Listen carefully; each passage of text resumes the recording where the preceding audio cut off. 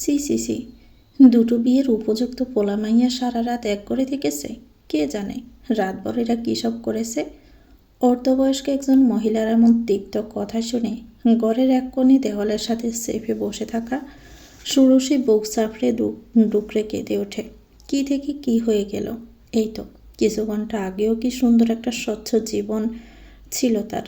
রাতের ব্যবধানে সে পবিত্রতায় কলঙ্কের তিলক লেগে গিয়েছে। এসএসসি পরীক্ষা শেষ করে পুপির বাড়িতে বেড়াতে এসেছিল বিন্দু। পুপির দেবরের মেয়ের বিয়ে ছিল। আগামীকাল বরপক্ষ তুলে নেবে। পুপির অনুরোধে বিয়ের জন্য থেকে গেল ষোড়শী।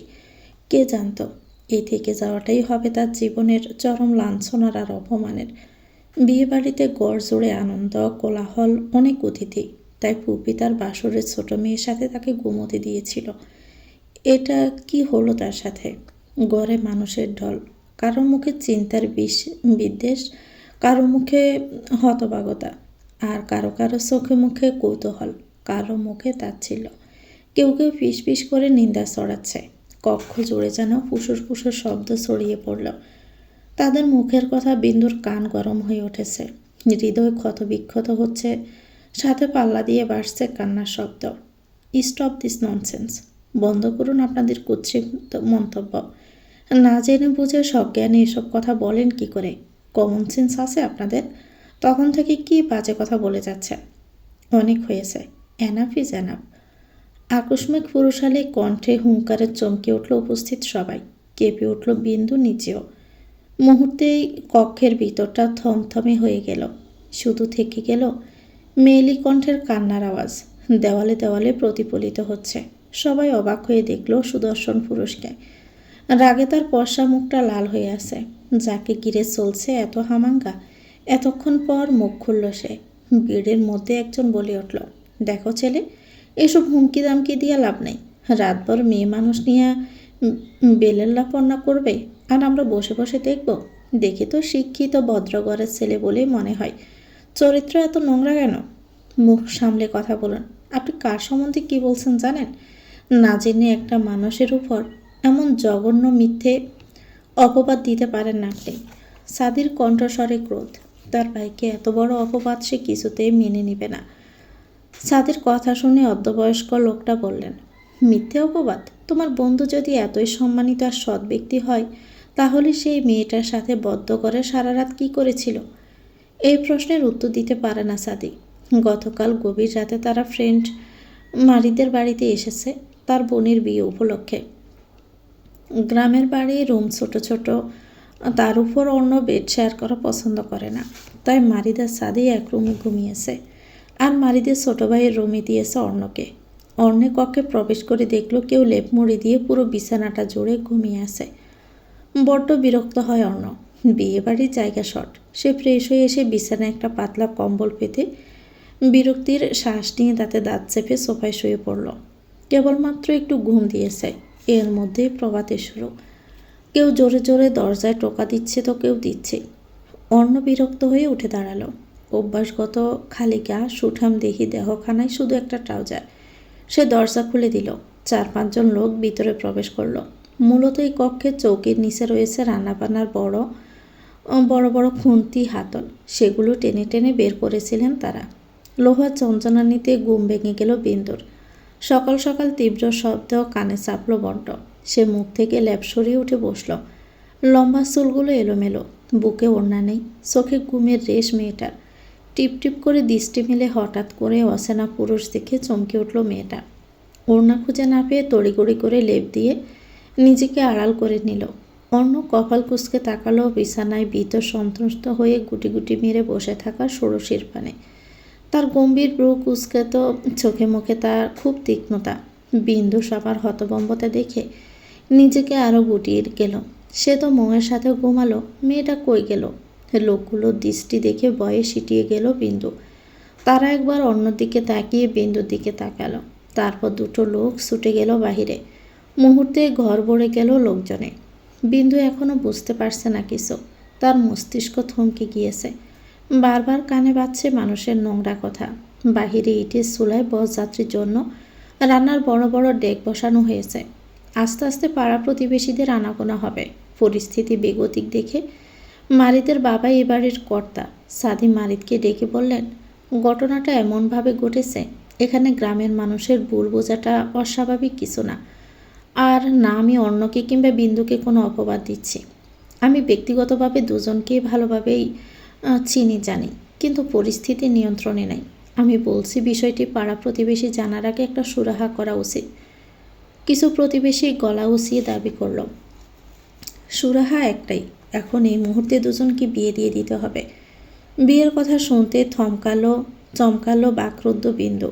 বিন্দুর পুফি বিলকিস বেগম ভাইমরা ভাইজির এমন দুর্বিষহ পরিণতি দেখে বাকরুদ্ধ।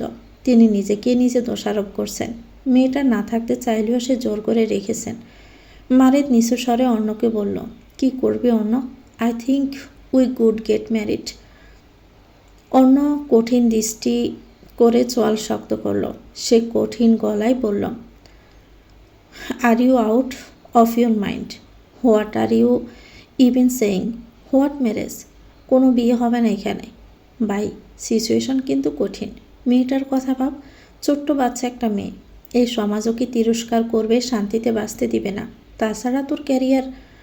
সাদের মুখের বাকি বলে সমাপ্ত হওয়ার আগে অর্ণ হিসিয়ে বলল, আই ডোন্ট কেয়ার। মারিদের বাবার কপালে চিন্তার রেখা দেখা দিল। বাড়িতে একটা বিয়ের উৎসব, আস্তে আস্তে মেহমান আসা শুরু করবে।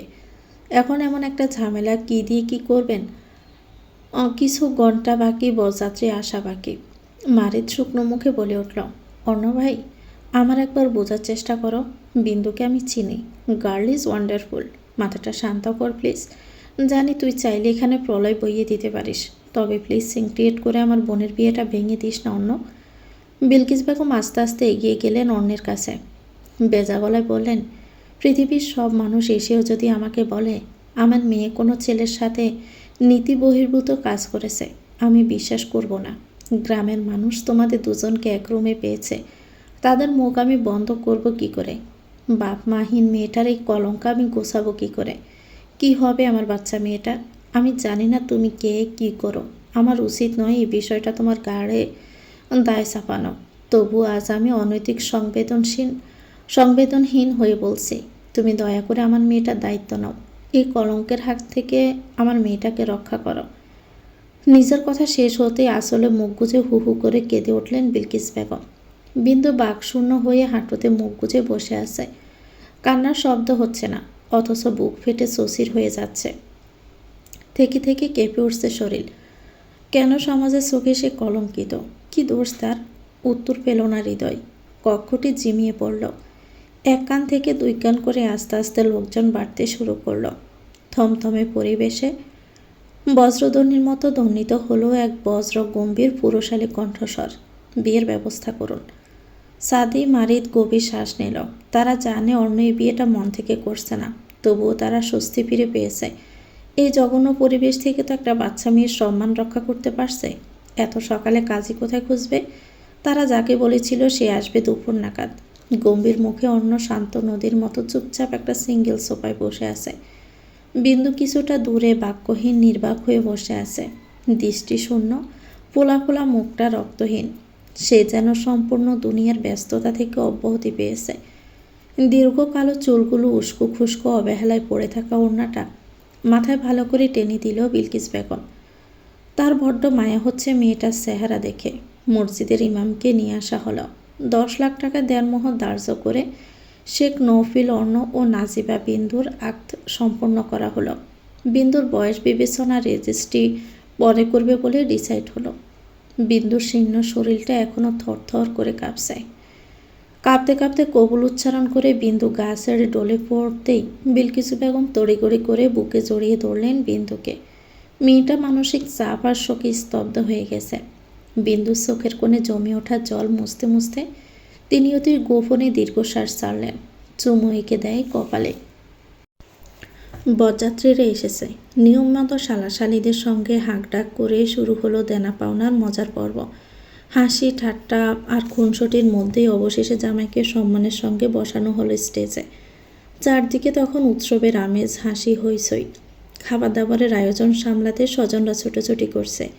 কেউ প্লেট দিচ্ছে, কেউ আবার পানিও এগিয়ে দিচ্ছে। এসব কোলাহলের মাঝে এক কোণে দাঁড়িয়ে আছে বিলকিস বেগম। গভীর চিন্তার রেখা পড়েছে তার ললাটে। বিকেল থেকে তিনি বিন্দুকে কোথাও খুঁজে পাচ্ছেন না। কাপড় চোপড় যা ছিল কিছুই নেই।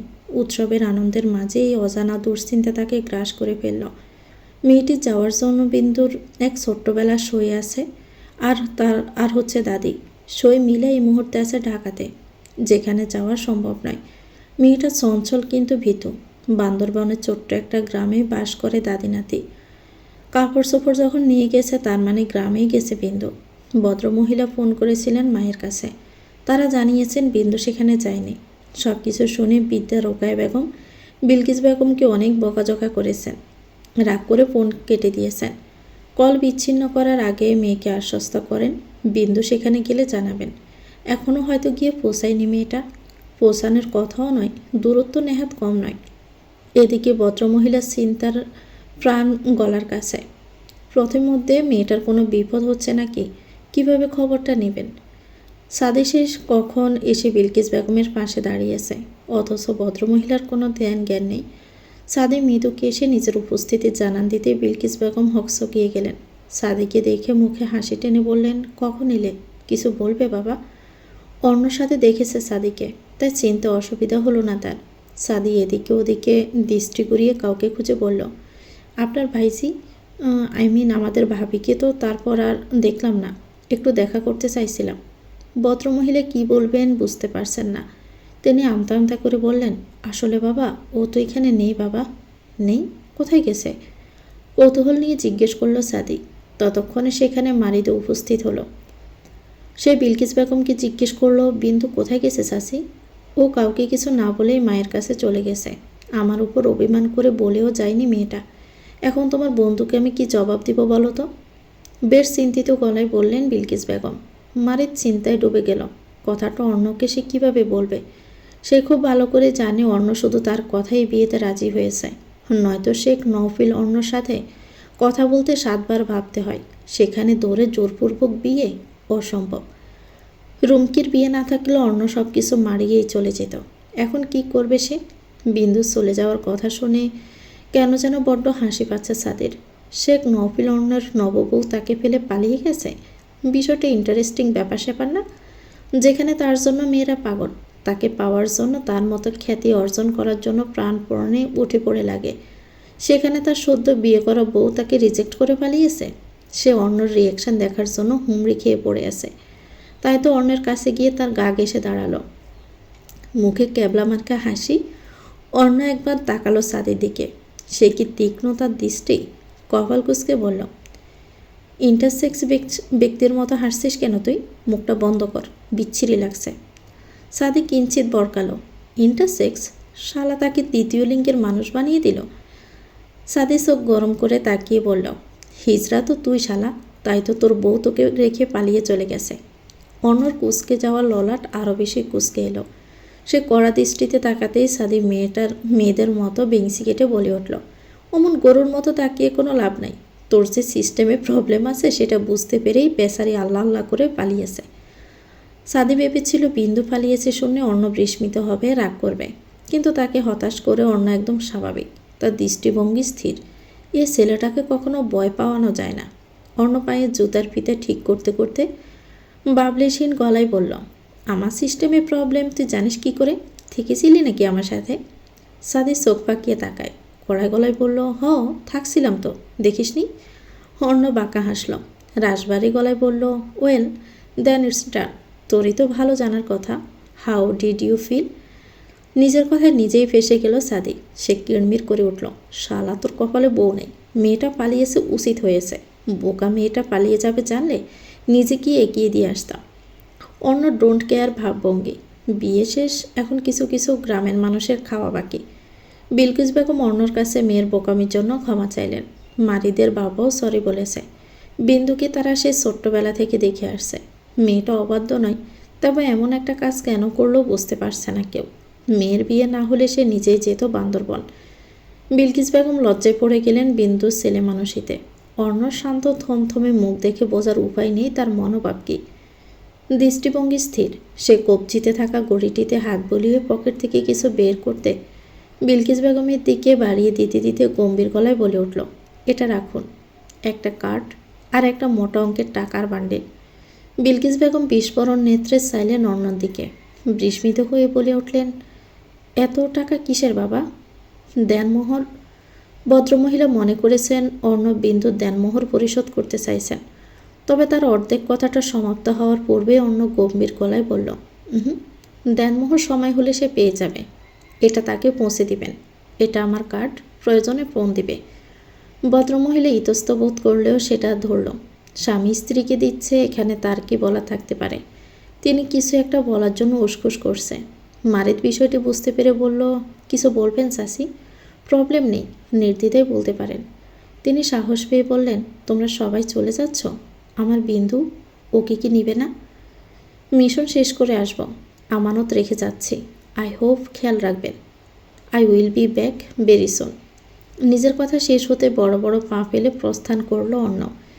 বিলকিস বেগম একবার হাতের টাকার দিকে তাকিয়ে আবার অন্যর দিকে তাকিয়ে বললেন, মিশন আসবো? কোথায় যাচ্ছে সে? আমাদের ইমার্জেন্সি অপারেশন আছে চাচি।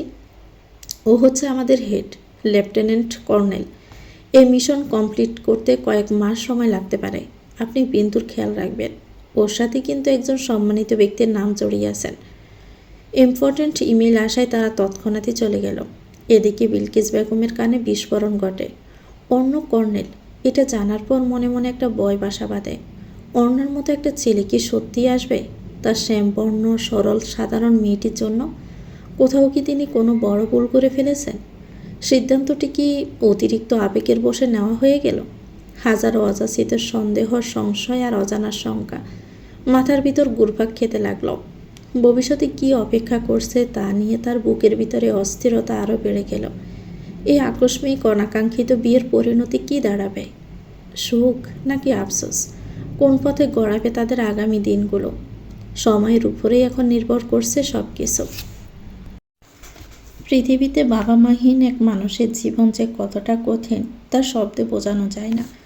যার মাথার উপর বাবা মায়ের স্নেহময় ছায়া নেই, তার মানসিক নিরাপত্তার অনেক ক্ষেত্রে নড়বড়ে হয়ে থাকে।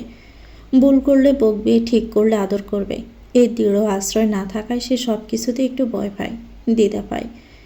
জীবনে দুঃখ কষ্ট এলে সবাই প্রথমে বাবা মার কাছে ছুটে যায়। কিন্তু যাদের কেউ নেই, তাদের ব্যথা বুকের মধ্যে চেপে রাখা ছাড়া কোনো উপায় থাকে না। এই নীরব বোঝাপড়া মানুষকে ভিতর থেকে অনেকটাই ক্ষয় করে দেয়।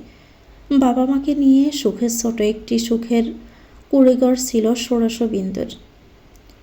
তাদের সংসারে অর্থের অভাব অনটন থাকলেও ভালোবাসার কোনো কমতি ছিল না। সে ছিল তার বাবার রাজকন্যা, মায়ের অতি আদরের। হঠাৎ এক কালবৈশাখী ঝড়ে তাদের সুখের কুড়েঘরটা লণ্ডভণ্ড করে দিয়ে গেল। এক দুর্ঘটনায় ছোট্ট বিন্দু বাবাকে হারালো। স্বামী হারিয়ে তার মা হলো বিধবা। ছোট বিন্দুর জীবনটা হঠাৎ করে সেখানে থমকে গেল। বিন্দুর মা ছিল খুব সুন্দরী, বয়সও ছিল কম। বাবা মারা যাওয়ার পর দুই মামি আর দাদি মিলে একসঙ্গে বেশ ভালোই চলছিল। তাদের সে ভালো সহ্য হচ্ছিল না এলাকার চেয়ারম্যানের। সে কুদৃষ্টি দিল বিন্দুর মায়ের দিকে। ঘরে দুটো বউ থাকা সত্ত্বেও বিয়ের প্রস্তাব দিল মাকে। বিন্দুর মা রাজি না হওয়ায় হুমকি দামকি দিতে শুরু করলো, পথে ঘাটে আটকাতো। এইসব দেখে বিন্দুর দাদি আর বিন্দুর মামারা সিদ্ধান্ত নিল মীরাকে আবার বিয়ে দিবে। একজন যুবতী মেয়ে স্বামী হারানোর পর সমাজের দৃষ্টিভঙ্গি বদলাতে শুরু করে। একজন যুবতী মেয়ে একা থাকলে সে নিরাপদ নয়। আবার অন্যদিকে অন্যের স্বামীকে নষ্ট করবে, খুব স্বাধীন হয়ে গেছে, চরিত্র খারাপ, এমন বদরামও রটানো হয়। সমাজের কিছু মানুষের মানসিকতাই এমন। একজন নারী নিজের মতো করে থাকা শুরু করলে অবাকের সহ্য হয় না। ফলে তারা কে বাড়িতে আসছে, কখন বের হয়, কার সঙ্গে কথা বলছে, এসব নিয়ে অকারণে গল্প বানানো শুরু করে। এতে নারীর মানসিক চাপ আরও বেশি বাড়ে। চেয়ারম্যানের জন্য মীরা দিন দিনই মানসিকভাবে ভেঙে যাচ্ছিল। অনেক বোঝানোর পরেও যখন মীরা বিয়েতে রাজি হচ্ছিল না, তখন বিন্দুর মামারা বিন্দুকে বোঝাতে লাগলো। ছোট বিন্দু ছিল মায়ের পাগল। মামারা তখন বুঝিয়েছে মা ভালো থাকবে, পচা লোকের হাত থেকে বাঁচবে, ভালো ভালো পোশাক পরবে, তাকেও সেখানে নিয়ে যাবে। বিন্দু তখন 7-8 বছর, অত শত বুঝে নাকি। বোকা মেয়েটা তখন তাদের কথায় রাজি হয়ে গেল। মায়ের কাছে বায়না ধরল নতুন বাবার জন্য। এর মধ্যেই শহরের এক নামকরা ব্যক্তির সাথে মামারা মীরার বিয়ে ঠিক করলো। ভদ্রলোকের স্ত্রী মারা গিয়েছিল। একটি ছেলে একটি মেয়ে আছে প্রথম পক্ষে। ভদ্রলোক মামার নাকি খুব সুপরিচিত। মীরাকে তারা আশ্বস্ত করলো তাকে নাকি খুব সুখে রাখবে এবং মেয়ের দায়িত্ব নেবে এসে। সমাজের দৃষ্টিভঙ্গি থেকে আর চেয়ারম্যানের হাত থেকে বাঁচতে মীরা বিয়েতে রাজি হয়ে গেল। ছোট্ট মেয়েকে নিয়েই পা বাড়ালো নতুন সংসারে। সত্যি সত্যি সেই ভদ্রলোক খুব অমায়িক মানুষ। ওদের মা মেয়েকে খুব ভালোবাসতেন। তার আগের পক্ষের মেয়েটাও ছিল তার বয়সেই। অল্প দিনের মধ্যে তাদের মধ্যে খুব ভালো বন্ধুত্ব গড়ে উঠল। বিন্দু তার সাথে পুরো বাড়িতে চরকির মতো ঘুরত, মুক্ত পাখির মতো ডানা মেলে উড়ে বেড়াত। মীরা মেয়ের হাস্যোজ্জ্বল মুখশ্রী দেখে চোখ জোড়াতেন। সব কিছু ভুলে নতুন করে জীবন শুরু করলেন। কিন্তু সমস্যা হলো ভদ্রলোকের ছেলেটা ছিল খুবই খারাপ। ছেলেটা তার বোনকে খুব ভালোবাসত, কিন্তু তাকে দেখলে দূর দূর করে তাড়িয়ে দিত। লাল লাল চোখ করে তাকাত। খুব ভয় পেত মেয়েটা। লোকটার তীক্ষ্ণ দৃষ্টি দেখলে মেয়েটা প্রস্রাব করে দিত। তাকে আর গায়ে হাত তুলে মারতে হতো না। বোনকে খুব আহ্লাদ করতো, চকলেট দিত, পুতুল কিনে দিত, কিন্তু বিন্দুকে দিত না। বিন্দু মায়ের কাছে কান্নাকাটি করলে নতুন বাবা তাকে সেম পুতুল এনে দিত। এভাবেই বছর গড়িয়ে যায়। বিন্দু বোধ হয় তখন 9 বছরের। তখন আর সেখানে থাকতে চাইল না। তাছাড়া দাদির জন্য তার খুব মন খারাপ করত। মীরা মেয়েকে গ্রামে পাঠাতে নারাজ। ছোট্ট বিন্দুও জেদ চেপে গেল সে দাদির কাছে যাবেই যাবে। তখন ছোট বিন্দুর কাছে পৃথিবীর সবচেয়ে খারাপ লোক ছিল সে ঘরের ছেলেটা। লোকটা তাকে আর তার মাকে একদম পছন্দ করতো না। যদিও তার মায়ের সাথে লোকটাকে খারাপ আচরণ করতে দেখেনি, কিন্তু তাকে দেখলেই কেমন কেমন করে যেন তাকাতো, যেন তার চোখ দিয়ে তাকে খেয়ে ফেলবে এমন। ছোট্ট বিন্দু তো একে একটা সুন্দর নামও দিয়েছিল রাক্ষসে পাইয়া। তার কাছে রাক্ষসের মতোই মনে হতো। তারপর ছোট্ট বিন্দু জেদের কাছে হেরে গেলেন মীরা। বিন্দু চলে এলো গ্রামে। আস্তে আস্তে বড় হতে শুরু করলো। দাদিও বৃদ্ধ হতে লাগলো। সেই যে শহর ছেড়ে গ্রামে আসলো, বিদ্যা রোকেয়া বেগমকে পেলে আর গেল না। মীরার ভদ্রলোক প্রায় সময় এসে দেখে যেত। আসার সময় কাপড় চোপড় সহ অনেক কিছুই নিয়ে আসতো। সঙ্গে নিয়ে আসতো তার সে বন্ধু। বাসার জানালায় থাইয়ের সাথে মাথা এলিয়ে পুরনো দিনগুলো বেড়াতে লাগলো বিন্দু। চোখের কার্নিশ বেয়ে নিঃশব্দে গড়িয়ে পড়ছে অশ্রুকণা। আজকে 7 বছর পর আবারও সে মায়ের কাছেই ফিরে যাচ্ছে সে। এই ছোট্ট জীবনে কত কি যে হয়ে গেল। প্রথমে বাবা চলে গেল, তারপর মাও দূরে গেল। দাদিকে নিয়ে তো বেশ সুখেই ছিল। আল্লাহ কেন তার দাদিকে তার বুক থেকে কেড়ে নিল? নিজের বাপকের উপর খুব অভিমান মেয়েটার। জীবন তাকে নিয়ে কেন খেলছে? হিজাবের কোনায় মুখ লুকিয়ে ডুকরে কেঁদে উঠল বিন্দু। তার শান্তির আশ্রয়স্থল দাদি নেই 2 সপ্তাহ হয়ে গেল। মীরা তখনই সঙ্গে করে নিয়ে যেতে চেয়েছিল, বিন্দু চায়নি। চাচি পারকীয় চেয়েছিলেন বিন্দুকে নিজের কাছে রেখে দিবেন। তবে সেই সুখ অবাগের কপালে শৈল কই। ভাগ্য খারাপ হলে যা হয়। চেয়ারম্যানের ছেলে রাবুর হাত থেকে রেহাই পেতে মীরার সাথে কথা বলে ফারুককে বান্দরবান থেকে ঢাকার বাসে উঠিয়ে দিয়েছেন। নিজের ভাগ্যের উপর বড্ড তাচ্ছিল্যের হাসি পেল মেয়েটার। চোখের কোণে জল, হাতের উল্টো পিঠে মুছে ব্যাগ হাতড়ে বাটন ফোনটা বের করে আনলো। মীরাকে ফোন করে নিজের অবস্থান জানালো। স্টেশনে তার অপেক্ষায় লোক দাঁড়িয়ে আছে বলে আশ্বস্ত করলেন মীরা। এই আধা ঘন্টার মধ্যে বাসের চাকা স্থির হলো গন্তব্যে। হাতে মাঝারি সাইজের একটা ব্যাগ, 2-3 সেট জামা কাপড় আর টুকটাক জিনিসপত্র এই যা। ব্যাগ সামলে পা ফেলে বাস থেকে নামলো মেয়েটা। ব্যস্ত সড়কে মানুষের দল। কে এসেছে জিজ্ঞেসও করলো না। এখন তাকে চিনবে কী করে? বিন্দু এদিক ওদিক তাকালো। ফোন উঠিয়ে ডায়াল করলো মীরার ফোনে। রিং হতে ওপাশ থেকে রিসিভ হলো। কি রে, এসে পড়েছিস? বাস থেকে নেমেছিস? বিন্দু কপালে ভাঁজ ফেলে বলল, হ্যাঁ নেমেছি। কাকে পাঠিয়েছো তুমি? তাকে আমি চিনব কি করে? তোর বোনই গিয়েছে। ওরা হয়তো আশেপাশেই আছে।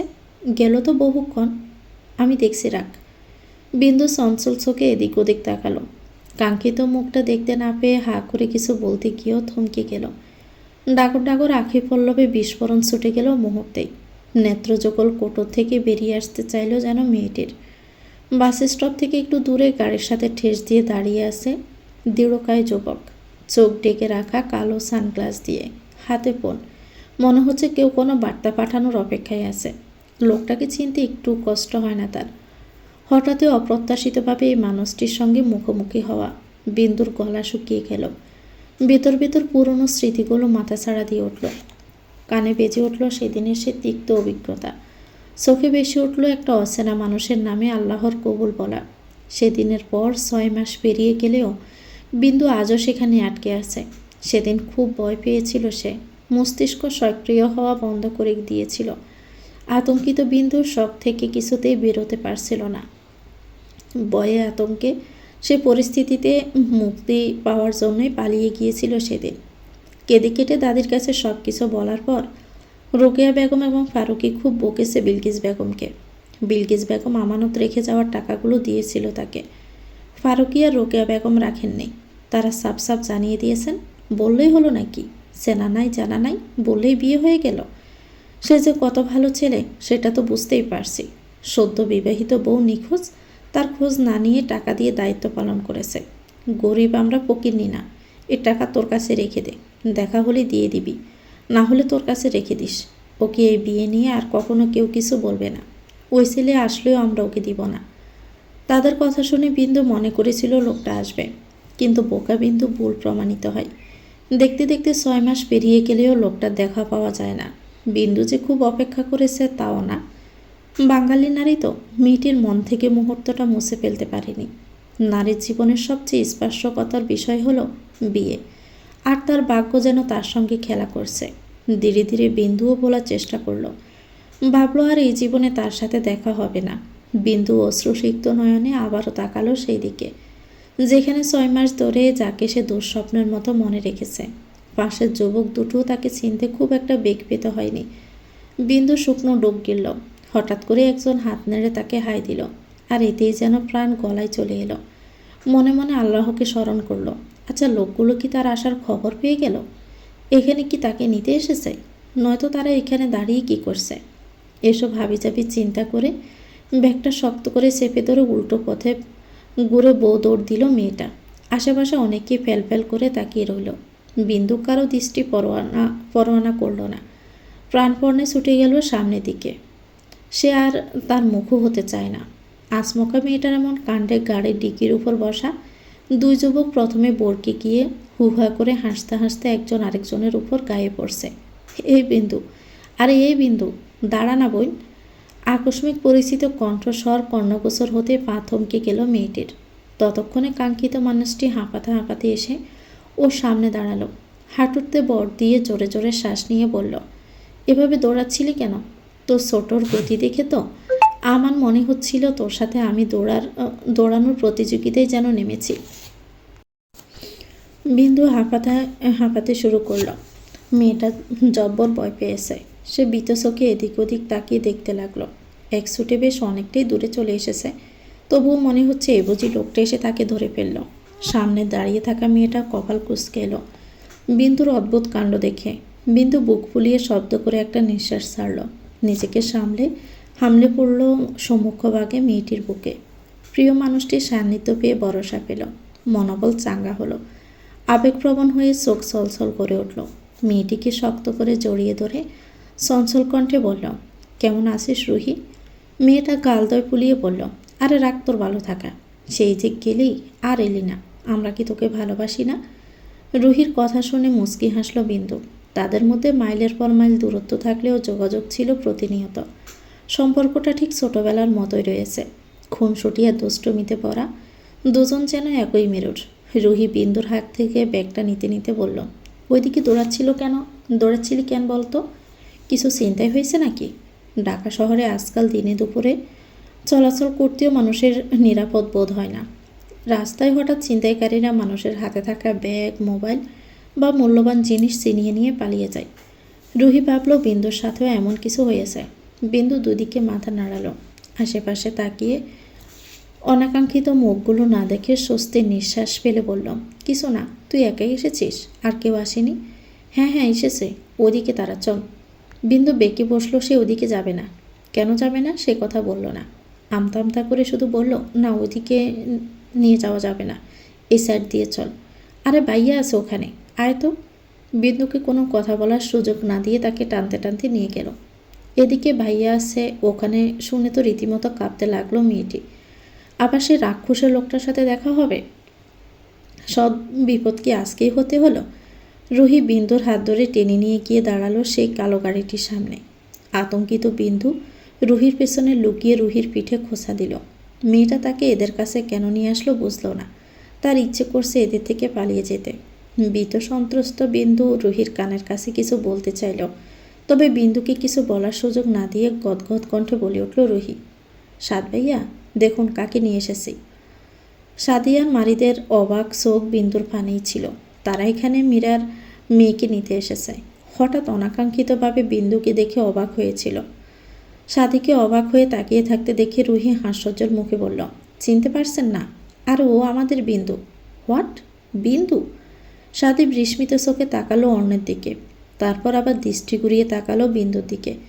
কালো বোরকায় শীর্ণ দেহখানি আবৃত, মাথায় হিজাব থাকলে উজ্জ্বল শ্যামলা মুখখানি বের করা। সে ঘন ঘন পলক ফেলে। না, সে ভুল দেখছে না। এই মেয়েটির সাথে 6 মাস আগে অর্ণর বিয়ে হয়েছিল। অর্ণর রিয়াকশন দেখার লোভে সাদি পুনরায় তাকালো অন্যদিকে। ভদ্রলোক গাড়ির সঙ্গে হেলান দিয়ে কি সুন্দর নির্লিপ্ত ভঙ্গিতে ফোন স্ক্রল করছে। অর্ণ এত শান্ত কিভাবে? সে কি তবে জানতো বিন্দুর আগমন? হাজারো প্রশ্ন ঘুরপাক খাচ্ছে সাদির মনে। বিন্দু তখন রুহির পেছনে দাঁড়িয়ে মশরামশরি করছে। রুহির হাত থেকে পালানোর পন্থী আসছে। এরা কারা মস্তিষ্ক ধরতে পারছে না মেয়েটার। রুহি ওকে জোর করে সামনে এনে বললাম, আরে লজ্জা পাচ্ছিস কেন? তাকে চিনতে পারছিস না? সাদি ভাই, সাজেদা ফুপির ছেলে। এবার চিনতে পারছিস? বিন্দু বিস্ময়ে তাকায় সাদির দিকে। সাদি ভাই? চিনতে না পারলেও খুব ভালো করে মনে আছে তার কথা। খুব ভালোবাসত তাকে। বিন্দু ভালো ভাইয়া বলে ডাকত। রুহি বিন্দুর কানের কাছে মুখ নিয়ে পিস পিস করে বলল, আর ওটা তোর সেই রাক্ষসে ভাইয়া। বিন্দু চোখ তুলে তাকালো রুহির দৃষ্টি অনুসরণ করে। সঙ্গে সঙ্গে মাথা ঘুরে উঠল তীব্র। অন্য যাকে একটু আগেও স্বামী ভাবতে বাধ্য হয়েছিল, সে মানুষটি তার সৎ ভাই। লোকটা তাকে কোনো দিন বোন না মানলেও তাদের সম্পর্কটা কি অস্বীকার করা সম্ভব? সে কি করে চিনল না তাকে? কি করে চিনবেই বা কী করে? বিন্দু যখন ঢাকা ছেড়েছিল, লোকটার তখন ঠিক করে গোপ দাঁড়িয়ে উঠে যুবক হওয়ার দোরগোড়াতেও তখন পৌঁছায়নি। পৃথিবীটা যেন ছিন্ন ভিন্ন হয়ে মেয়েটির চারদিকে পাক খেতে লাগলো। মেয়েটির বিস্ফোরিত চোখ তার কপালে গেঁথে বসে আছে, যেন অশনি সংকেত। বিন্দুর মনে হলো আস্তে আস্তে চোখের সামনে দুনিয়াটা অন্ধকার হয়ে যাচ্ছে। সে এখনই মাটিতে লুটিয়ে পড়বে। হাঁটু দুটো থরথর করে কাঁপছে, যেন মাটির সঙ্গে তাদের কোনো সম্পর্ক নেই। শরীরের বরটাই তাকে বিশ্বাসঘাতকতার হুমকি দিচ্ছে। জীবনে এমন একদিন আসবে এটা সে কল্পনাতেও আনেনি। মস্তিষ্কটা যেন অদ্ভুত ফাঁকা লাগছে। বিন্দুর মনে হচ্ছে সব কিছুই বুঝি একটা স্বপ্ন। ঘুম ভাঙলেই যেন সব মিলিয়ে যাবে। এই বিন্দু, আরই ওকে? বিন্দুর রক্তশূন্য স্তব্ধ মুখের দিকে তাকিয়ে চিন্তিত হয়ে জিজ্ঞেস করলো রুহি। ফাঁকা ডুব গিলে মরুভূমির ন্যায় শুকিয়ে যাওয়া গলাটা বেজানোর বৃথা চেষ্টা করলো বিন্দু। এলোমেলো দৃষ্টি ফেলে কাঁপা কাঁপা গলায় কোনো মতো উচ্চারণ করলো, বাড়িতে যাব। অন্য আগে থেকে ড্রাইভার সিটে বসা। মারিদার রুহিকে পেছনের সিটে ঠেলে উঠিয়ে দিতে দিতে সাদি বলল, লং জার্নি করে মেবি বিন্দুর মাথা ধরেছে। ওর সামনে বসুক, বেটার ফিল করবে। রুহি বিন্দুর ভালো ভেবে আর বাধা দিল না। বিন্দু খুব প্রতিবাদ করতে ইচ্ছে হলেও শক্তি সায় দিল না। পৃথিবী শুদ্ধ মাথা ঘুরছে। সে বিনা বাক্যে সামনের সিটে উঠে বসল। গাড়িটা তীব্র গতিতে ছুটে চলেছে সামনে। মেয়েটা লজ্জায়, অস্বস্তিতে আর নিজের প্রতি ঘৃণায় দ্বিতীয়বার অন্যর দিকে তাকালো না। মাথাটা কেবল এলিয়ে দিল জানালা ঘেঁষে। এটা তো না হলেও পারত। আর কত লাঞ্ছিত হতে হবে তাকে। নিজের ভাগ্যের উপর বড্ড অভিমান হয় মেয়েটার। চোখের কার্নিশ বেয়ে গড়িয়ে পড়ে কয়েক ফোঁটা অশ্রু। ঘণ্টা খানেকের মধ্যে গাড়িটা এসে গন্তব্যে থামল। রুহি বিন্দুকে নিয়ে বাড়ির পথে পা বাড়ালো। ওরা এগিয়ে যেতে সাদি পেছনের সিট থেকে এক প্রকার লাফিয়ে সামনের সিটে আসলো। অন্যর দিকে তাকিয়ে কপাল কুঁচকে বলল, ওকে দেখে তুই এত নর্মাল কি করে? ওর আসার কথা তুই জানতি? তুই কি ওকে আগে থেকে চিনতি অর্ণ? কত কি কৌতূহল সাদির। মারিদ এখনও আগামাথা বুঝতে পারছে না। সে নীরবে নিবৃত বোঝার চেষ্টা করছে। সাদি অধৈর্য স্বরে ফের জিজ্ঞেস করলো, আনসার মি অর্ণ, ও যে বিন্দু তুই আগে থেকে জানিস? গম্ভীর অর্ণ কোনো প্রত্যুত্তর করলো না তৎক্ষণাৎ। গাড়ির চাবিটা সাদির হাতে ক্যাচ মেরে গাড়ির ডোর খুলে বেরিয়ে যেতে যেতে রাশবাড়ি কণ্ঠে বলল, গাড়িটা পার্ক করে আয়। বহুদিন পর মেয়েটাকে কাছে পেয়ে বুকে জড়িয়ে দৌড়ল মীরা। মেয়েটা এখন থেকে তার কাছে থাকবে ভেবেই তার শান্তি। বিন্দু মায়ের বুকের ভিতর লেপ্টে রইল। মায়ের আসলে মুখ গুজে ফুপিয়ে উঠল। এই কান্না কিসের সে নিজেই জানে না। দাদিকে হারানোর নাকি মাকে কাছে পাওয়ার। নাকি নিজের দুর্ভাগ্যের? মীরা মনে করছে দাদির জন্য মেয়েটার মন খারাপ। তিনি মেয়ের কপালে চুমু খান, সান্ত্বনা দেন। মাকে পেয়ে বাবাকে বলে গেলেন, আম্মু এটা কিন্তু ভারী অন্যায়। বিন্দু মায়ের বুক থেকে মাথা তুলে মুচকি হাসল। মৃদু গলায় বলল, আসসালামু আলাইকুম। কেমন আছেন ভালো বাবা? ভদ্রলোক চমৎকার হাসলেন। এগিয়ে গিয়ে মেয়ের মাথায় হাত বুলিয়ে দিতে দিতে বললেন, ওয়ালাইকুম আসসালাম। আছি আলহামদুলিল্লাহ। আমার আম্মুর আসতে কোনো অসুবিধা হয়নি তো? বিন্দু ঠোঁটে হাসি ফুটিয়ে দুই দিকে মাথা নাড়ল। বিন্দুর দেখা চমৎকার একজন মানুষ শেখ সাজ্জাদ রেজা। একজন আদর্শ বাবার মতো ভালোবাসা দিয়েছেন বিন্দুকে। দূর থেকেও তিনি প্রতি মুহূর্তে খোঁজ নিয়েছেন বিন্দুর। ভদ্রলোক তার স্নেহের বাঁধনে তাকে বেঁধে নিয়েছে সেই ছোট্টবেলায়। সাদি, মারিদ আর অন্য ড্রয়িং রুমে প্রবেশ করল। অন্য দাঁড়ালো না, লম্বা লম্বা পা পেলে এগিয়ে গেল সিঁড়ির কাছে। সাদি, মারিদ গিয়ে দাঁড়ালো, বসলো সোফায়। অন্যর এমন আচরণে কেউই অবাক হলো না। তার স্বভাব চরিত্রই এমন, বড্ড গম্ভীর আর স্বল্পভাষী। অপ্রয়োজনে কথা বলে না। তারপর টুকটাক গল্প করে থাকার জন্য মীরা বিন্দুকে রুহির পাশের রুমটা দেখিয়ে দিলেন। একা থাকতে কষ্ট হবে বিন্দু? ভয় হবে? মায়ের কথা শুনে বিন্দু দুদিকে মাথা নেড়ে বলল, না, ভয় লাগবে না। আমার খুব খিদে পেয়েছে মা, ফ্রেশ হয়ে নামাজটা আদায় করে আসি। তুমি কটা বাদ বাড়ো। ভদ্রমহিলা বললেন, বাসে বসে কিছু খাবি না বোকা মেয়ে? নামাজ শেষ করে তাড়াতাড়ি নিসায়। মীরা তড়িগড়ি করে চলে গেলেন। বিন্দু বোরকা হিজাব খুলে ফ্রেশ হয়ে ওজু করে ওয়াশরুম থেকে বেরিয়ে এসে জায়নামাজ বিছিয়ে নামাজে দাঁড়ালো। নামাজ শেষ করে দীর্ঘ মোনাজাত দৌড়ল। চোখের কোণে জমে থাকা পানি গড়িয়ে গাল ধোয় ভিজিয়ে দিল। মেয়েটা ভাঙা গলায় বলে উঠল, হে আল্লাহ, পরম করুণাময়, দয়া ও রহমানের মালিক, জানি আপনি উত্তম পরিকল্পনাকারী। ছোটবেলায় বাবাকে হারিয়েছি, কখনো অভিযোগ করিনি। কথার সঙ্গে দাদিকেও হারালাম, তবুও মনকে বুঝিয়ে নিয়েছি। কিন্তু আজ নিজেকে থামাতে পারছি না। আজ অভিমানে জমে উঠেছে আপনার প্রতি। আজ হৃদয় খুব জানতে ইচ্ছে করছে, কেন আমার জীবনটা এমন তিক্ত আর লাঞ্ছনার করে দিলেন? কেন এমন একটা সম্পর্কে আমাকে জড়িয়ে দিলেন? আমি যে গুনার জাল থেকে ছুটে এসে লোহার জালে আটকে গেলাম। হৃদয়ের খুব জানতে ইচ্ছে করে, এমনটা কেন হলো? ক্যালেন্ডারে নভেম্বরের শুরু। শীতের আমেজটা বেশ ভালোই লাগছে। বিকেল নামার সাথে সাথে সূর্যের আলো ক্ষীণ হয়ে আসে।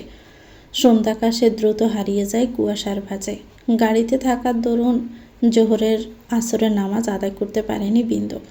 মাগরিবের আজান হওয়ায় এখন একেবারে মাগরিবের নামাজ আদায় করে নিল। বেশ কিছুক্ষণ মোনাজাত দূরে বসে রইল জায়নামাজে। অভিমান অভিযোগ উজাড় করল রবের দুয়ারে।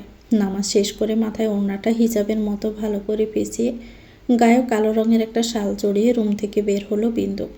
রুহি, সাদি আর মারিদ লিভিং রুমে সোফায় বসে আছে। বিন্দু দৃঢ় পায়ে সিঁড়ি বেয়ে নিচে নামল। মীরা খাবার টেবিলে মেয়ের জন্য ভাত বেড়ে অপেক্ষা করছেন। দোয়া ওঠা ভাতের সাথে দিয়েছেন মেয়ের পছন্দের কষা মাংস। বিন্দু নিঃশব্দে খেতে বসল। সে সকালে কটা খেয়ে বাড়ি থেকে নেমেছিল। সে বড্ড খিদা পেয়েছে তার। শান্ত হয়ে ভাত কটা খেয়ে উঠল। খিদের জ্বালায় পেটে ইঁদুর ছুটছিল। এখন একটু পেটটা ঠান্ডা লাগছে। রুহি, সাদিরা এখনও লিভিং রুমেই। রুহি পাপার জ্যাকেট গায়ে চেপে সোফার উপর পা তুলে বসে আছে। বিন্দু সাদিদের ওখান থেকে দেখে আর সেখানে যেতে চাইল না। খেয়ে উপরে চলে যাওয়ার জন্য সিঁড়ির গোড়ায় পা বাড়ালো। এই বিন্দু, এদিকে আয়, আমরা সবাই এখানে, তুই উপরে গিয়ে একা একা কী করবি? রুহির ডাকে বিন্দু ইতস্ত বোধ করে রুহির পাশে বসে বিন্দু। মারিদ চিন্তার ভান করে বলে উঠল, একে একে সম্পর্ক তো দুটো হয়ে গেল, কোনটা রেখে কোনটা ডাকি বলল তো বিন্দু? বিলকিস বেগম হচ্ছে মারিদের ছোট চাচি। সেই সুবাদেই বিন্দুকে চেনা। সে ছোট্টবেলা থেকে স্বাভাবিকভাবেই পুপির কাছে আসা যাওয়া। টুকটাক কথাও হতো তাদের মধ্যে। বিন্দুর বাবা মারা যাওয়ার পর মায়ের অন্যত্র বিয়ে হয়েছে এটা জানা থাকলেও কোথায় বিয়ে হয়েছে সে জানতো না। শেখ বাড়িতে ভার্সিটি লাইফ থেকে আসা যাওয়া থাকলেও মীরার আগের স্বামীর কোথায় কি জানতো না সে। না তার সামনে বসে এসব কেউ আলোচনা করেছে। বিলকিস বেগমও ভাইয়ের বউকে নিয়ে কিছু বলতেন না। অন্য তো একদমই না। তাই তো বিন্দুকে এখানে দেখে আশ্চর্য হয়েছিল। সব মিলিয়ে বিষয়টি হজম করতে বেশ বেগ পেতে হয়েছে বড্ড। এদিকে বিন্দু ভীত সন্ত্রস্ত হলো। না জানি সবাই আবার কখন জেনে গেল তার অনাকাঙ্ক্ষিত সম্পর্ক। সবাই বিষয়টা জানতে পারলে কী হবে ভেবেই হাত পা কাঁপছে মেয়েটির। বিন্দুর বিয়ের ব্যাপারে মীরাও অবগত নন। মীরা জানতে পারলে রিয়েক্ট করবে, তাই রোকেয়া বেগম ঘটনাটা তার অগোচরে রেখেছিলেন। বিন্দুকেও বারণ করে দিয়েছে না বলতে। বিন্দুর খুব ভয় হচ্ছে, যদি রাক্ষসের লোকটা স্বামীর দাবিদার করে, অধিকার পলায়, তাহলে কি করবে সে? এমন সিচুয়েশনে কি করবে বুঝতে পারছে না মেয়েটা। এই বন্ধু, কই হারিয়ে গেলি? কখন থেকে ডাকছি, কান কই তোর? রুহির কণ্ঠস্বরে বিন্দু আকাশ কুসুম ভাবনা থেকে ধুম করে ছিটকে পড়ে। নিজেকে ধাতস্থ করে রিনরিনে গলায় বলল, আগে যা ডেকেছেন সেটাই ডাকুন ভাইয়া, দয়া করে অনুপ্রবেদ অবাঞ্ছিতভাবে ঘটে যাওয়া ওই প্রসঙ্গ আর তুলবেন না। বিন্দু কোন ব্যাপারে কথা বলেছে বুঝতে সময় লাগলো না মারিদার সাদির। তারা এটা নিয়ে আর কথা বাড়ালো না। যেখানে অন্যর মনোভাবে তারা বোঝে না, সেখানে এটা নিয়ে বাড়াবাড়ি না করাই ভালো। রুহি কপাল কুঁচকে সবার দিকে তাকায়। তার মাথায় ঢুকলো না এখানে কি নিয়ে কথা হচ্ছে। সে কিছু বলার আগেই সেখানে মীরা উপস্থিত হয়। সাদি এতক্ষণ সবার কথা শুনছিল, এবার গলা খাকড়ি দিয়ে বলল, আমাকে মনে আছে তোমার? বিন্দু হ্যাঁ বোধক মাথা নাড়ল। সাদি বলল, তোমাকে কি করে চিনতে পারলাম না আমি? তুমি কি আমায় চিনতে পারছিলে? বিন্দু পুনরায় দুই দিকে মাথা নাড়ল। মৃদু গলায় বলল, আগে থেকে অনেক পরিবর্তন হয়েছেন ভাইয়া, দাড়ি রেখেছেন, তাই চেনার উপায় নেই। এই কারণে সাদিও বিন্দুকে চিনতে পারিনি। ছোট্টবেলার কিছু নেই মেয়েটার মধ্যে। মীরা দোয়া ওঠা কফি আর chicken pakora, chicken tenders, parmesan crust, butter garlic prawn pie নিয়ে এসে টি টেবিলের উপর রাখে। রুহি আতশোয়া থেকে লাফ দিয়ে উঠে বসতে বসতে বলল, wow, butter garlic prawn fry, thank you আম্মু। বাটার গার্লিক প্রন ফ্রাই রুহির ভীষণ প্রিয়। সেই তো রীতিমতো হামলে পড়ল খেতে। সাদি মেয়েটার মাথায় হালকা চাপড় মেরে বলল, আস্তে খাকা দি, তোর বাগেটা কেউই নিয়ে পালাচ্ছে না। বলতে বলতে রুহির প্লেট থেকে কয়েকটা মুসমুসে চিংড়ি তুলে মুখে পুরে নিল। রুহি প্লেট পিছনে লুকিয়ে কিড়মির করে বলে উঠল, দেখলেন তো আমার বাগেরটা কিভাবে চুরি হয়ে যায়? নিজের সামনে খাবার থাকতে আমার প্লেটে কুদৃষ্টি দেওয়ার স্বভাবটা আর আপনার গেল না। এত সুসো কেন আপনি? সাদি রুহির পেছন থেকে প্রন পাই আনতে হাত বাড়িয়ে বলল, তোর প্লেটের উপর আমার অধিকার আছে, তাই খাই। সাদির হাত প্লেটে পড়ার আগে রুহি সিটকে দূরে সরে গেল। কটমট করে তাকিয়ে বলল, আর একবার প্লেটে হাত দিলে খাবারে থুতু ছিটিয়ে দিব আমি কিন্তু। সাদি রুহির প্লেট থেকে দুটো চিংড়ি উঠিয়ে মুখে পুরে নিতে নিতে ডোন্ট কেয়ার ভাব নিয়ে বলল, তারপরও খাবো। রুহি হতাশ চোখে তাকিয়ে রইল। লোকটা সবসময় এমন করে, দূর, ভালো লাগে না। মীরা মুচকি হেসে মেয়েকে আরও বাটার গার্লিক প্রন ফ্রাই দিল। সাদিয়ার রুহি সেই ছোট্টবেলা থেকে এমন, টম অ্যান্ড জেরির মতো। যখন তখন অযথা ঝগড়া বাঁধিয়ে দেবে, মারামারি করবে। আবার এই দুজনের কী ভাব? বিন্দু ওদের কাণ্ড দেখে মুখ চেপে হাসছে। মীরা সাদিয়ার মারিদকে কফির কাপ এগিয়ে দিল। বিন্দুকে দিলেন তার পছন্দের চিকেন টেন্ডার্স, পারমেজান ক্রাস্ট। ছোটোবেলায় প্রতিদিন সন্ধ্যার পর এটা বিন্দুকে বানিয়ে দিতেই হতো। বিন্দুর পেট ভরা থাকলেও পছন্দের খাবার দেখে এক পিস হাতে তুলে ঠোঁটের বাজে রাখল।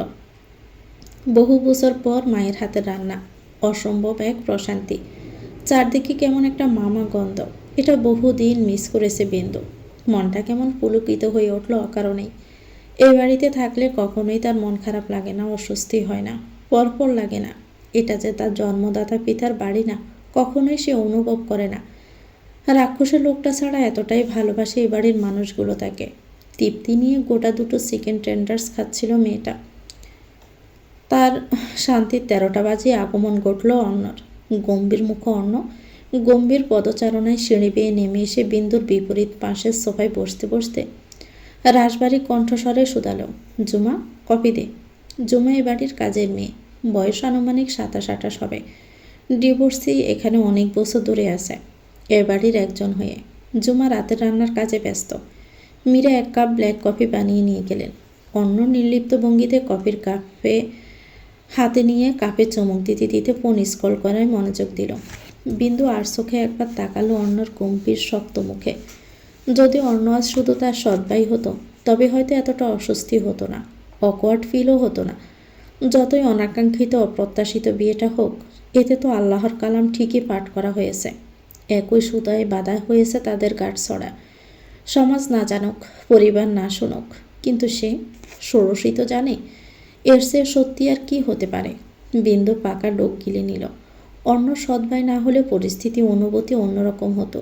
অন্য যে তাকে স্বেচ্ছায় বিয়েটা করেনি এবং স্ত্রী হিসাবেও তাকে মানবে না, এটা খুব ভালো করেই সে জানে। বিন্দুর ভাবনা অন্য জায়গায়।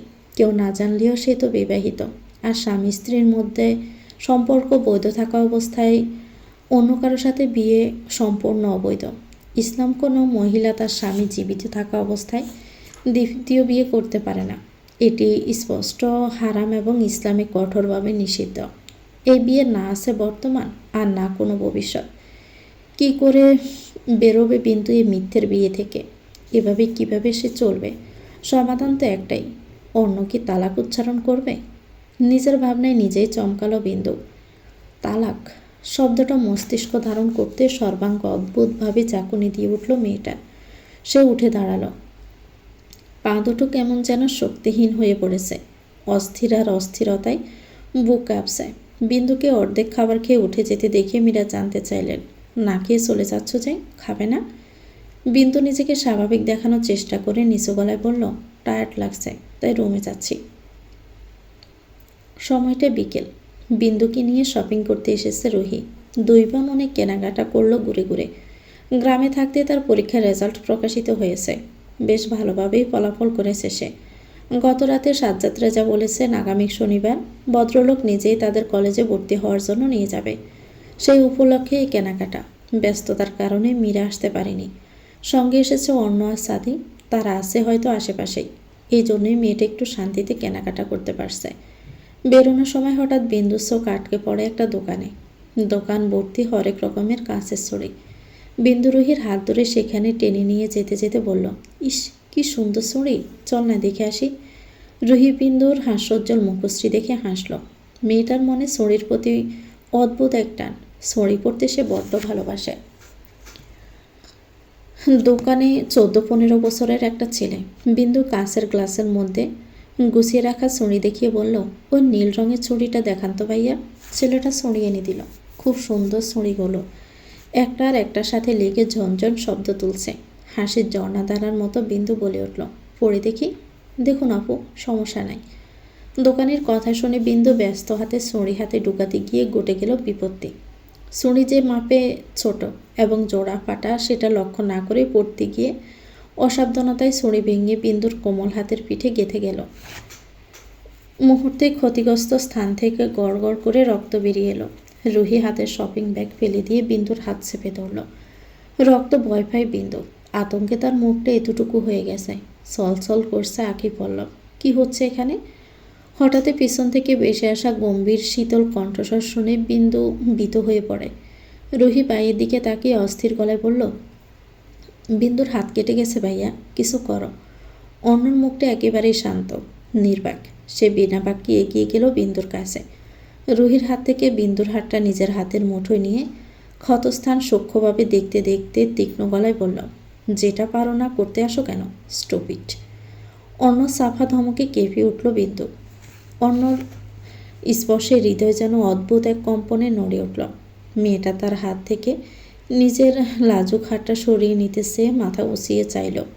ব্যাস, মেয়েটার সব সাহস ফুস করে উড়ে গেল অর্ণব তীক্ষ্ণ দৃষ্টি দেখে। বিন্দু অর্ণর ওই ধূসর রঙের চোখের দিকে তাকিয়ে থাকতে পারবে না। চট করে চোখ নামিয়ে নিল সে। দোকানের ছেলেটা একটা অ্যান্টিসেপটিক এনে অর্ণর হাতে দিল। অর্ণ আঙ্গুলের ডগায় সেটা নিয়ে বিন্দুর কাটা স্থানে আলতো করে লাগিয়ে দিল। ততক্ষণে রক্ত পড়া বন্ধ হয়েছে। অর্ণ বিন্দুর হাত ছেড়ে দিয়ে শপিং ব্যাগ নিয়ে হনহনিয়ে বেরিয়ে গেল। বিন্দু প্যাল প্যাল করে তাকিয়ে রইল। মনে মনে বিড়বিড় করে আওড়ালো, মানুষ পরিবর্তনশীল, এটাই ব্যক্তির জন্য নয়। বেটা আগেও একটা খাটাস ছিল, এখনও খাটাসই রয়েছে, রাক্ষসী একটা। শহরের অন্যতম নামী একটি কলেজে সাজ্জাদ রেজা তার 2 মেয়েকে ভর্তি করিয়ে দিয়েছেন। প্রতিদিন নিয়মিত পড়াশোনা, ক্লাস আর নতুন নতুন বন্ধুদের সঙ্গে মিশে দিন কাটে বিন্দুর। তার কাছে কলেজ জীবন যেন নতুন এক জগৎ। সব কিছুই রঙিন, প্রাণবন্ত।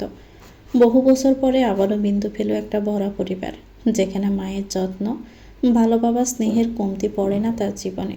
সারাক্ষণ হাসি, ঠাট্টা, দৌড়ঝাঁপ, আড্ডা আর বন্ধুদের সঙ্গে নানান গল্পে ভরা। 2 বোন মিলে পুরো বাড়িতেই সরগরম করে রাখে, মাথায় তুলে রাখে। কখনো একজনের পেছনে আরেকজন ছুটছে, আবার কখনো 2 জন মিলে হাসিতে পেটে পড়ছে। তাদের এই বাচ্চা সুলভ আচরণ দেখে সাজ্জাদ রেজা মীরা হাসে, প্রশান্তি অনুভব করে। মেয়ে দুটোর জন্য ঘরটা অনেক বছর পর আবারও জীবন্ত হয়ে উঠেছে। নিত্যদিনের মতো আজকেও দুই বোন বাড়ির গাড়ি করে কলেজে আসে। ড্রাইভার তাদের নামিয়ে দিয়ে নিজের কর্মস্থলে চলে যায়। প্রতিদিন ড্রাইভার নামিয়ে দিয়ে আবার ছুটির পরে এসে নিয়ে যায়। সময়টা সকাল 8টা নাগাদ। কলেজের সামনে দাঁড়িয়ে চঞ্চল দৃষ্টিতে ব্যস্ত সড়ক দেখছে বিন্দু। পাশে দাঁড়িয়ে আছে রুহি। বিন্দুর হাতের ঘড়িতে চোখ বুলিয়ে বলল, কে আসবে রে? আর কতক্ষণ এখানে দাঁড়িয়ে থাকবে? বিন্দুর কথা শুনে রুহি বলল, তোকে বলছিলাম না আমার ফ্রেন্ড আসবে। বিন্দু টিপ টিপ করে তাকিয়ে বলল, কতগুলো বন্ধু তোর? আরে এখানে যারা আছে তারা শুধুই পরিচিত, আর ওরা হচ্ছে আমার বেস্ট ফ্রেন্ড। আমরা একসঙ্গে মাধ্যমিক পড়েছি। তোকে বলছিলাম ভুলে গেলি? ওরা গ্রামের বাড়িতে গিয়েছিল, আজকে থেকে ক্লাস শুরু করবে। বিন্দু দুদিকে মাথা নেড়ে বোঝালেও সে বলেনি। আর্টসের পর থেকে তাদের গুনগান গেয়ে গিয়ে কানের পোকা তুলে ফেলেছে রুহি। ভুলবে কি করে? মিনিট খানেকের মধ্যে একটা বাইক এসে থামে ওদের সামনে। রুহি স্থির থাকলেও বিন্দু অপ্রস্তুত হয়ে দুপা পিছে গেল। বাইকের সামনে বসা একটা ছেলে, তার পেছনে রয়েছে একটা সুন্দরী মেয়ে। দুজনেই তার সমবয়সী। মেয়েটা বাইক থেকে নেমেই রুহিকে জড়িয়ে ধরল। বিন্দুর আর বুঝতে বাকি রইল না যে এরাই সে কাঙ্ক্ষিত ব্যক্তি যাদের জন্য তারা এখানে 1 ঘন্টা ধরে দাঁড়িয়ে আছে। বাইকে বসা ছেলেটা মাথার হেলমেটটা খুলে মাথা দুই দিকে জাকিয়ে বড় চুলগুলো এলোমেলো করে সামনে তাকাতেই দৃষ্টি থমকাল। রুহির পেছনে দাঁড়িয়ে থাকা বিন্দুর ডাকর ডাকর আঁখি পল্লবে তার চোখ আটকে গেল। স্পন্দন প্রক্রিয়া দ্রুত গতিতে ছুটে গেল, যেন হার্টবিট বেড়ে গেল। কৌতূহলবশত বিন্দু নিজেও ফেল ফেল করে দুজনকে দেখতে লাগলো। বাইকের উপর ছেলেটাকে নিজের দিকে বড় বড় করে তাকিয়ে থাকতে দেখে বিন্দু অপ্রস্তুত অস্বস্তি বোধ করল। রুহির পিছনে নিজেকে আড়াল করে নিল। বিন্দুর কাণ্ড দেখে ছেলেটাও নিজেকে সামলে নিয়ে বাইক থেকে নেমে দাঁড়ালো। রুহি বিন্দুর সাথে তাদের পরিচয় করিয়ে দিতে বলল, বিন্দু, এই হচ্ছে বৃষ্টি আর ও হচ্ছে মেহেদি। ওদের কথাই তোকে বলেছিলাম। রুহি দুজন বেস্ট ফ্রেন্ডের কথা বলছিল, তাদের মধ্যে যে ছেলেও আছে বুঝতে পারিনি। মেহেদি বিন্দুর আপাদমস্তক এক পলক তাকিয়ে বলল, নাজিবা বিন্দু, রাইট? বিন্দু অবাক হয়ে তাকায়। ছেলেটা তার পুরো নাম জানলো কি করে? বিন্দু কিছু বলার সুযোগ না দিয়ে বৃষ্টি বিন্দুর পানে সে বলল, তাহলে তুমি বিন্দু? ওয়াও রুহি, তোর বোনটা তো খুব মায়াবী। বৃষ্টির কথা শুনে বিস্মিত হয় বিন্দু। এমনভাবে বলছে যেন তারা অনেক আগে থেকেই পরিচিত, অথচ তাদের আজকেই দেখা। বৃষ্টি হাত বাড়িয়ে দিল বিন্দুর দিকে। হাস্যোজ্জ্বল কণ্ঠস্বরে বলে উঠল, হাই, আমি বৃষ্টি। তোমার কথা রুহির মুখে অনেক শুনেছি। তুমি আমার ভাবনার চেয়েও বেশি সুন্দর। বিন্দু এবার বুঝলো ওরা কেন এমন আজব রিয়েক্ট করলো। মেয়েটা তাকে নিয়েও এদের কান খারাপ করেছে। বিন্দু নিজেকে দাতস্থ করে বৃষ্টির বাড়িয়ে দেওয়া হাতের উপর হাত রেখে স্বভাবসুলভ মুচকি হেসে বলল, আমি সুন্দর হলে কালো কে শুনি? কালো আমার শত্রু। তুই নিজেকে কালো মনে করিস, এটা তো সমস্যা। তুই জানিস কালো কাকে বলে? তুই হলি উজ্জ্বল শ্যামলা। এটা পর্ষার মধ্যেই পড়ে, বুঝলি? খুব রাগ দেখিয়ে কথাটা বলল রুহি। বিন্দু কালো এটা সে কিছুতেই মানে না। তার কাছে বিন্দু হচ্ছে তার চোখে দেখা সেরা সুন্দরী। রুহির কথা শুনে বিন্দু গাড় কাত করে সম্মতি দিল। মেহেদি হাত বাড়িয়ে বলল, আমি তো কেউ হই না, তাই আমার সাথে পরিচয় করাই দেয় না। নিজের পরিচয় নিজেই দেই। আমি হলাম এই গাদিটার friend. From today we are friends. Won't you be my friend? Bindu ইতস্ত বোধ করে, ছোড়া চোখে তাকায় সামনে দাঁড়িয়ে থাকা পর্ষা লম্বাটে স্মার্ট ছেলেটির দিকে। মেহেদি এখনও হাত বাড়িয়ে রেখেছে বিন্দুর সামনে। বিন্দু একবার রুহির বৃষ্টির পানে তাকিয়ে পুনরায় তাকায় মেহেদির দিকে। বিন্দুকে অস্বস্তি বোধ করতে দেখে রুহি হেসে ফেলল। ওর কোনো ছেলে বন্ধু নেই তো, তাই তোর সাথে বন্ধুত্ব করতে একটু অকওয়ার্ড ফিল করছে। মেহেদি হাত নামিয়ে ঠোঁট এলিয়ে হাসল। বিন্দুর এই সরলতা তার মনে ধরেছে। অন্য সব মেয়েদের থেকে মেয়েটা আলাদা, কথাও কম বলে বুঝি। বৃষ্টির কথা শুনে রুহি আঁখি পল্লব জাপটাতে বলল, কম? লড়কি বহুত শয়ানি হে। আস্তে আস্তে বুঝতে পারবি এটা কত চঞ্চল। বিন্দু চোখ গরম করে তাকিয়ে শাসালো মেয়েটিকে।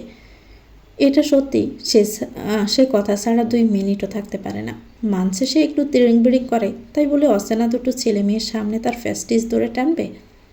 মেহেদি কিঞ্চিত শব্দ করে হেসে পড়ল, সে না হয় বুঝলাম, তোর বোনের আমাদের বন্ধু হতে তো সমস্যা নাই। রুহির বিন্দুর হাত ধরে কলেজ চত্বরে পা বাড়িয়ে হাঁটতে হাঁটতে বলল, প্রথম তো তাই একটু অস্বস্তি বোধ করছে। আমাদের সাথে থাকতে থাকতে আস্তে আস্তে ঠিক হয়ে যাবে। চল, ক্লাসের সময় হয়ে গিয়েছে। বৃষ্টি, বিন্দু, রুহি হাঁটতে হাঁটতে নানান ধরনের গল্পগুজব শুরু করে দিয়েছে অলরেডি। বৃষ্টি মেয়েটা খুব চঞ্চল। বিন্দু কী যে ভালো লাগলো। এখানে তার মতো আরও একজন পেয়ে গেল। খুশিতে যেন বাকবাকুম তার মনটা। মেহেদি ওর পিছে পিছে হাসছে। লেডিস ফার্স্ট, তাই নারীদের আগে যাওয়ার সুযোগ দিয়ে সে গার্ড দিয়ে নিচ্ছে তাদেরকে। মেহেদির দৃষ্টি বিন্দুর হাস্যোজ্জ্বল মুখশ্রীতে। টিভি সিরিয়ালের মতো এক দেখাতেই যেন মনে ঘন্টা বেজে গেছে তার। মেহেদি বিন্দুর মুখপানে চেয়ে হাঁটতে হাঁটতে গাড় কাত করে মাথা চুলকে আনমনে একে একাই মুচকি হাসল। উত্তপ্ত দুপুরের সূর্যমামা যেন আকাশটা পুরো দখল করে বসেছে। চারপাশে সোনালি আগুনের মতো আলো, আর বাতাস থম মেরে দাঁড়িয়ে, যেন একটু নড়লেই আরও গরম হয়ে উঠবে। কলেজ ছুটির ঘণ্টা বেজেছে একটু আগেই, কিন্তু সেই শব্দ যেন গলতে থাকা রোদের মধ্যে হারিয়ে গিয়েছে। ছাত্রছাত্রীরা হইচই পেলে দল বেঁধে বেরোচ্ছে। দুপুরের এই উত্তাপ মানুষের শরীরের সঙ্গে সঙ্গে কথাকেও থমথমে করে দেয়। বিন্দু, রুহি, বৃষ্টি, মেহেদি কথা বলতে বলতে এগিয়ে চলে গেটের দিকে। গেটের কাছাকাছি আসতে বিন্দু স্তম্ভিত হয়ে পদযুগল থমকে গেল। কালো BMW গাড়ির সাথে হেলান দিয়ে শটান হয়ে দাঁড়িয়ে ফোন স্ক্রল করছে অন্য। শ্বেত সুঠাম দেহি দেহখানায় কালো রঙের শার্ট, যার হাতখানা কোনোই পর্যন্ত গুটিয়ে রাখা, চোখে বসানো কালো সানগ্লাস, ভাবভঙ্গি রাজকীয় সাপ। বিন্দু অন্যের মুখোমুখি গম্ভীর মুখখানি দেখে মনে মনে বেংসি কাটল। নাকুসো লোকটা হঠাৎ এখানে কোথা থেকে উদয় হলো? এতদিন বাড়িতে দেখল না। প্রথমে কৌতূহল জাগলেও কাউকে এই নিয়ে কিছু জিজ্ঞেস করল না। তার কী যে শান্তি লাগছিল, নির্ভয়ে একটু চলতে পেরেছে। রুহি বাইকে দেখিয়ে লাফাতে লাফাতে চলে গেল তার কাছে। বৃষ্টি, মেহেদিও গেল আলাপ করতে। পরিচয় সূত্র আগে থেকে চেনা তাদের, একটু একটু কথাও হতো আর কি। অন্যকে পেয়ে ওদের এই মাতামাতি করা দেখে বিন্দু মুখ কুঁচকে বিড়বিড়ালো। এমনভাবে দৌড়াচ্ছে যেন কোনো সেলিব্রিটির পা পড়েছে, তার অটোগ্রাফ আনতে গেছে। খাটাসটা গেছিল ভালো কথা, ফিরতে কে বলল? যেহেতু অন্য বিয়েটা নিয়ে কোনো অধিকার ফলাতে আসছে না, তাই সে চিন্তামুক্ত আছে। আর সে 100% শিওর অন্য কখনোই বিয়ে নিয়ে তার সঙ্গে বিরোধ তৈরি করবে না। বিন্দু যদিও এই বিয়েটা নিয়ে উৎকণ্ঠা, মানসিক চাপের মধ্যে দিয়ে যাচ্ছে, তবুও সে এই বিয়ে নিয়ে দিবার স্বপ্ন বুনবে না। আত্মসম্মান খুইয়ে সে জীবনেও যাবে না এই নাকুচু রাক্ষসে খাটাসটার কাছে। অন্য জায়গায় অন্য কেউ হলে হয়তো অনুভূতি ভিন্ন হতো। বিন্দু সম্পূর্ণভাবে নির্বিঘ্ন। লোকটা তার মতে থাকুক না, সেও চায় না কেউ কিছু না জানুক। কখন আসলে ভাইয়া? রুহি ভাইয়ের বাহু জড়িয়ে ধরে বলল। অন্য শীতল গম্ভীর গলায় বলল, জাস্ট এ ওয়াইল অ্যাগ্রো। মেহেদি এগিয়ে এসে সালাম ঠুকে বলল, আসসালামু আলাইকুম, কেমন আছেন ভাইয়া? আপনাকে বহুদিন পরে দেখলাম। অন্য মুখবিবরে পরিবর্তন দেখা যায় না। সে আগের ন্যায় রাশবাড়ি গলায় সালামের জবাব দিয়ে বলল, আলহামদুলিল্লাহ ভালো। পড়াশোনা কেমন চলছে তোমাদের? গ্রামের বাড়ি গিয়েছিলাম ভাইয়া, আজকে প্রথম কলেজের। মেহেদির কথা শুনে প্রতিউত্তর করে না অন্য।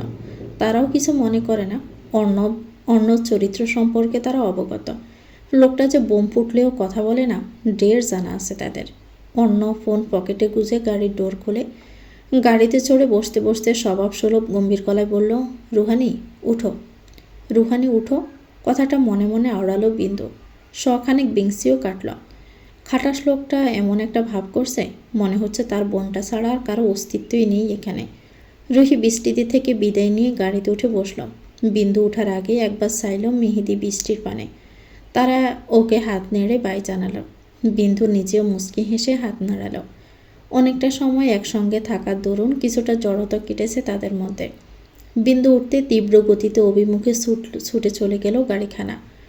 ড্রাইভিং সিটে অন্য ড্রাইভিং করছে দক্ষ হাতে।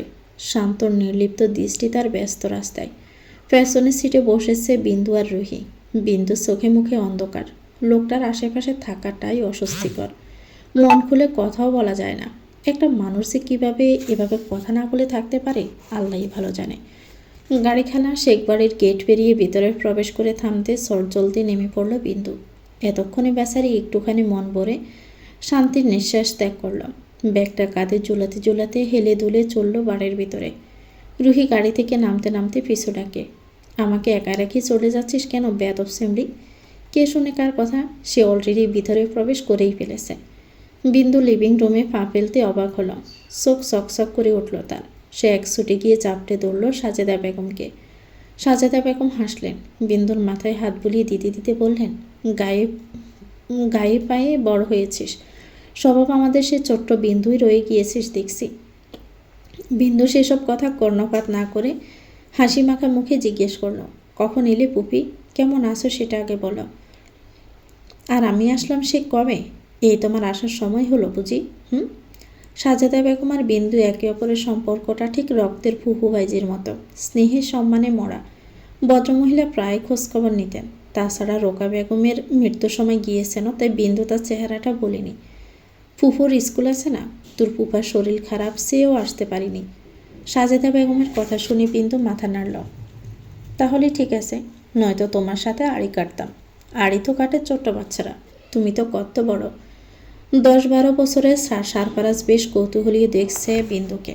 ছেলেটাকে কেউ হঠাৎ করে দেখলে সাদির সাথে গুলিয়ে ফেলবে, চেহারা অবিকল বাইয়ের মতো। বিন্দু তার গাল টিপে বলল, আমি বড় হয়েছি তো কি হয়েছে, আমার মনটা তো আর বড় হয়নি। মেয়েটার কথার ভঙ্গিমায় হাসলো সবাই। রুহি এতক্ষণ দাঁড়িয়েছিল, এবার সে মুখ খুলল। হ্যাঁ, ও একাই তো এই বাড়ির মেয়ে, আর আমাকে বানের জলে বেশে পেয়েছে, তাই না আম্মু?